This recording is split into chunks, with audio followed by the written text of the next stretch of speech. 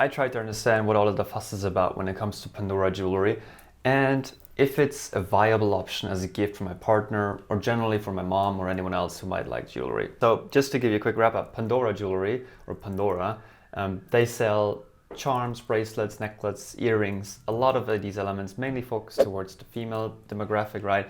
But what they are doing really well and why they're so successful is they focus on documenting your life. So what that means is they're specifically selling items when you go, for example, to a cruise ship.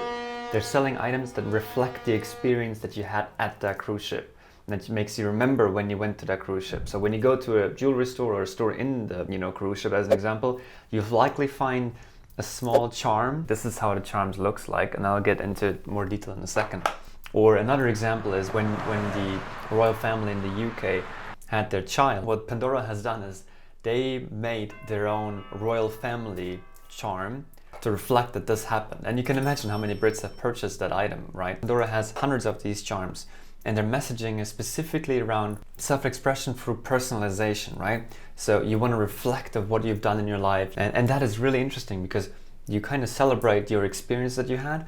And that's why this entire messaging, the brand of Pandora, works so well for the demographic, mainly focused on females age 20 to 40 roughly. Again, I'm no expert. I just did the research about it, looked at a couple of financial reports, looked at what the media says about them. They seem to be really worth it if you're looking for a long-lasting jewelry, which is focused on casual, but also sometimes dressy events. And I'll show you a little bit more about the items that I purchased for this video. The reason why their brand is so successful is to have such a loyal customer base. Why I'm saying this, they're selling, for example, these bracelets. As an example, this is a snake bracelet I purchased just for this video, guys. The interesting thing about this is I mentioned charms in the beginning. What they're doing is they sell you these charms specifically tailored towards your way of expressing yourself.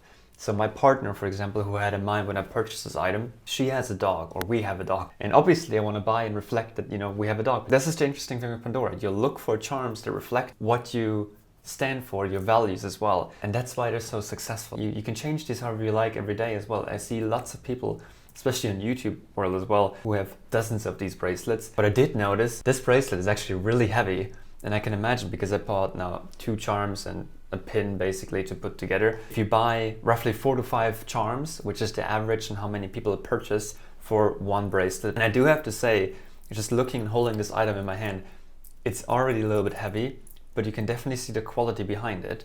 And as a guy, Pandora is such a great gift. And I say this specifically because from all the people who purchase on Pandora's online store, 70% of these people are men. The reason why? You get a really nice gift, hence, that you can just give your partner or your mom. It is pretty cool, I have to say, it's really fun. Plus it's for me nice if I buy one of them, then I can keep buying her new charms. And well, now birthdays are saved, Christmas are saved and such, right? But generally speaking, I paid $55 roughly for each of these charms. I bought 2 charms and one of this bracelet, right? Which costs around $60 to $100. So, and if you stack this up, typically people wear 4 to 5 items or 4 to 5 charms. And if you buy each of these items for $50 to $70, that will really rack up, because this looks kind of sad if it's just one charm, right? I mean, it looks cool, but kind of want more. So there's the incentive. Now, the interesting thing what Pandora does to keep people to purchase more is they do a lot of collaborations. They work, for example, with Star Wars, Disney, Harry Potter specifically, right? And they make then custom jewelry or custom designs reflecting something in that realm or fantasy or movie, whatever, right? What becomes more interesting is these charms become collectors. So Pandora stops producing them once these items are no longer sold, and people start collecting them and are hunting for them, which makes this more interesting, right? And that keeps going and going, and that's how you keep your people engaged with your brand as well. And next point, what I found is just holding this item, the quality for this price is really high. I've tried to open this bracelet just to put this charm in. Jesus, this is so hard to open, which means that this is so hard to, you're not going to lose that item so quickly, which is a good thing, right? They do, by the way, sell if you have longer fingernails, or if you care about your fingernails. I don't. They sell these specific openers to open these bracelets here. I might recommend that because it's really it's quite painful. Anyway, just to mention, 30 people look at this item before it's being sold, which is crazy. And Pandora pieces, these are generally made typically out of sterling silver. Some of these items are made of gold as well, as I mentioned, but the sterling silver is the majority of what they're selling. And that consists mainly of like roughly 92% of actual silver, and the rest is like 7% of copper, just to make the material more durable as well. Obviously, as I mentioned, since it's sterling silver, these items might tarnish. So, you know, they get greenish, darkish. So you can just clean it up, and Pandora does the cleaning as well. So you just bring that in and then it's fixed for you.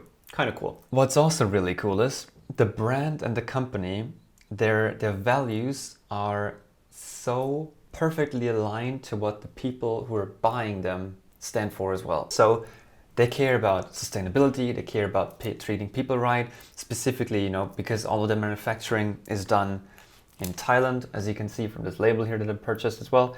That is why all of these items can be handmade, because they outsource the labor.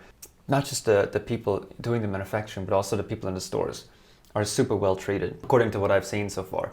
Meaning, during the entire pandemic, none of these employees have been fired.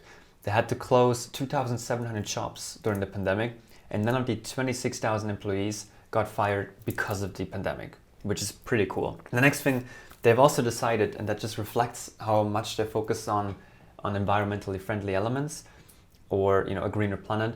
They are no longer selling or producing mined diamonds.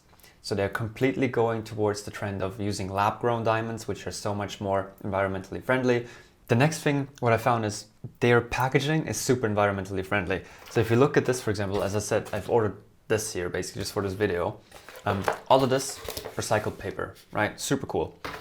The items that they're selling, 60% of the silver and gold in 2020 that they use to produce these items are coming from recycled sources. That alone saves roughly 37,000 tons of CO2 every year, which correlates to roughly 6,000 homes, you know, what they produce in CO2 emissions every year, which is super cool. Yeah, generally speaking, that's pretty cool. I think this is actually, I can understand now why so many people are buying this and why the stores are always full. But anyway, if this was helpful, leave a like, and I'll see you hopefully in the next video, which is also talking about Pandora.